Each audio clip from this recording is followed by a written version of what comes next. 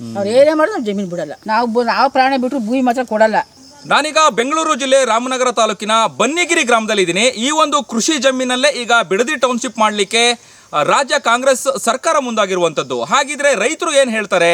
ರೈತರು ಟೌನ್ಶಿಪ್ ನಿರ್ಮಾಣ ಮಾಡಲಿಕ್ಕೆ ಜಮೀನನ್ನು ಕೊಡ್ತಾರಾ ಕೊಡಲ್ವಾ?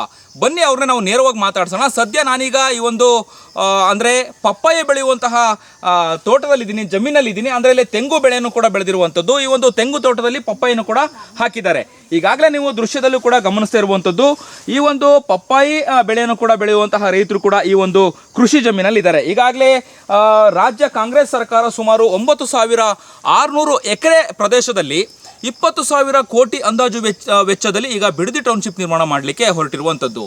ರೈತರು ಈಗಾಗಲೇ ಆಕ್ರೋಶವನ್ನು ಹೊರಹಾಕ್ತಿದ್ದಾರೆ. ನಾವು ಜಮೀನನ್ನು ಬಿಟ್ಕೊಡಲ್ಲ ಅನ್ನುವಂತಹ ಆಕ್ರೋಶದ ಮಾತುಗಳನ್ನು ಕೂಡ ಹೇಳ್ತಿದ್ದಾರೆ. ಈಗಾಗಲೇ ನೀವು ದೃಶ್ಯದಲ್ಲಿ ಕೂಡ ಗಮನಿಸ್ತಾ ಇರುವಂಥದ್ದು ಸ್ಥಳೀಯ ಮಹಿಳಾ ರೈತರು ಇಲ್ಲಿರುವಂತಹ ಕೃಷಿ ಚಟುವಟಿಕೆಯಲ್ಲಿ ತೊಡ್ಕೊಂಡಿದ್ದಾರೆ ಅಂತಲೇ ಹೇಳ್ಬೋದು. ಅಂದರೆ ಮೆಣಸಿನಕಾಯಿಯನ್ನು ಬಿಡಿಸುವಂತಹ ಕೆಲಸವನ್ನು ಈಗ ಮಾಡ್ತಾ ಇದ್ದಾರೆ. ಈ ಒಂದು ಮಹಿಳಾ ರೈತರನ್ನು ನಾನು ಮಾತಾಡಿಸುವಂತಹ ಪ್ರಯತ್ನವನ್ನು ಮಾಡ್ತೀನಿ. ಬಿಡದಿ ಟೌನ್ಶಿಪ್ಗೆ ನಿಜವಾಗಿ ರೈತರು ಜಮೀನನ್ನು ಕೃಷಿ ಜಮೀನನ್ನು ಕೊಡಲಿಕ್ಕೆ ಒಪ್ಕೊಂಡಿದ್ದಾರಾ? ಏನು ಹೇಳ್ತಾರೆ ಬನ್ನಿ ಕೇಳೋಣ. ಕೆ ಶಿವಕುಮಾರ್ ಅವರು ಟೌನ್ಶಿಪ್ ನಿರ್ಮಾಣ ಮಾಡಲಿಕ್ಕೆ ಮುಂದಾಗಿದ್ದಾರೆ. ನೀವು ಸ್ಥಳೀಯ ಕೃಷಿಕರಿದ್ದೀರಿ, ಏನು ಹೇಳಲಿಕ್ಕೆ ಬಯಸ್ತೀರಿ? ನೀವೇನಾದರೂ ಬಿಡದಿ ಟೌನ್ಶಿಪ್ ನಿರ್ಮಾಣ ಮಾಡಲಿಕ್ಕೆ ಕೃಷಿ ಜಮೀನನ್ನು ಕೊಡ್ತೀರಾ? ನಾವು ಕೊಡಲ್ಲ ಕಣಪ್ಪ ಜಮೀನು. ನಾವು ಜಮೀನು ಕೊಡಲ್ಲ. ನಮ್ದು 2 ಎಕರೆ ಜಮೀನು ಅದೇ. ನಮ್ಮ ಮಕ್ಕಳನ್ನ ಎಲ್ಲಿ ಕಳ್ಸೋಣ? ನಾವು ಜಮೀನು ಕೊಡಲ್ಲ. ನಾವು ಪರಂಗಿ ಹಾಕಿದ್ದೀವಿ, ಮೆಣಸಿನ್ಕಾಯಿ ಹಾಕಿದ್ದೀವಿ, ಎಲ್ಲ ವ್ಯವಸಾಯ ಮಾಡ್ತಾ ಇದ್ದೀವಿ. ನಾವು ಜಮೀನಂತೂ ಬಿಡಲ್ಲ.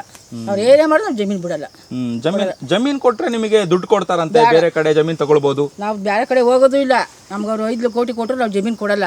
ನಮಗೆ ಜಮೀನು ಬೇಕಾಗಿಲ್ಲ. ನಮ್ಮ ಜಮೀನು ನಮಗೆ ಇರಲಿ. ನಮ್ಮ ತಾತ ಜಮೀನು ನಾವು ಕೊಡೋದು ಬೇರೆಯವ್ರಿಗೆ. ಯುವಕರಿಗೆ ಇಲ್ಲಿ ಉದ್ಯೋಗ ಸೃಷ್ಟಿ ಆಗುತ್ತೆ ಟೌನ್ಶಿಪ್ ನಿರ್ಮಾಣ ಆದ್ರೆ ಅಂತ ಹೇಳ್ತಾ ಇದ್ದಾರೆ. ಕೆಲಸ ಸಿಗುತ್ತೆ ಮಕ್ಕಳಿಗೆ, ಹುಡುಗರಿಗೆ, ಹೆಣ್ಮಕ್ಳಿಗೆ. ನಮ್ಮ ಜಮೀನು ನಮಗೆ ಇರಲಿ. ಕೆಲಸನೂ ಬೇಡ. ಅವ್ರು ಯಾವ ಕೆಲಸ ಕೊಡೋದು ಬೇಡ, ಕೆಲಸ ಕೊಡ್ಸೋದು ಬೇಡ. ನಮಗೆ ಜಮೀನು ನಾವಂತೂ ಕೊಡಲ್ಲ. ನಮ್ಗೆ ಅವ್ರ ಕೆಲಸನೂ ಬೇಡ, ಅವ್ರು ಕೊಡ್ಸೋದು ಬೇಡ, ಟೌನ್ಶಿಪ್ ಮಾಡೋದು ಬೇಡ. ನಾವು ಹಳ್ಳಿಲೇ ಇರ್ತೀವಿ. ನಾವು ಮಾತ್ರ ಜಮೀನು ಬಿಡಲ್ಲ. ಯಾಕೆ ಟೌನ್ಶಿಪ್ ಯಾಕೆ ನಿರ್ಮಾಣ ಮಾಡಬಾರ್ದು? ಬ್ಯಾಡ, ಮಾಡೋದು ಬೇಡ. ನಮಗೆ ನಮ್ಮ ಕಾಯಿಲೆ ಬರ್ತದೆ. ನಮ್ಮ ಜಮೀನು ನಮಗೆ ಇರಲಿ. ನಮಗೆ ಬಿಟ್ಬಿಟ್ಟು ಹೋಗಲ್ಲ. ನಾವು ಅವ್ರು ಇಷ್ಟೇ ಕೋಟಿ ಕೊಟ್ಟರೆ ನಾವು ಬಿಟ್ಟು ಹೋಗಲ್ಲ. ನಾವು ಜಮೀನು ಮಾತ್ರ ಬಿಡಲ್ಲ. ಎಷ್ಟು ವರ್ಷದಿಂದ ತೋಟ ಮಾಡ್ತೀವಿ, ಜಮೀನು ಮಾಡ್ತೀವಿ? ನಾವಿಲ್ಲ, ನಾವು 40 ವರ್ಷದಿಂದ ಇದ್ದೀವಿ. 40 ವರ್ಷದಿಂದ ಇಲ್ಲೇ ಇದ್ದೀವಿ. ನಮ್ಮ ತಾತಿರ ಜಮೀನು ಇದು. ತಾತಿರು 70 ವರ್ಷದಿಂದ ಇರೋದು. ನಾವು ಬಂದು 50 ವರ್ಷ ಆಗೋದು ಇಲ್ಲಿಗೆ. ನಾವು ಜಮೀನು ಮಾತ್ರ ಬಿಡಲ್ಲ. ನಾವು ಇಲ್ಲಿ ಪರಂಗಿ ಗಿಡ ಕಟ್ಟಿದ್ದೀವಿ, ಮೆಣಸಿನ ಗಿಡ ಹಾಕಿದ್ದೀವಿ, ತೆಂಗಿನ ಮರ ಕಟ್ಟಿದ್ದೀವಿ.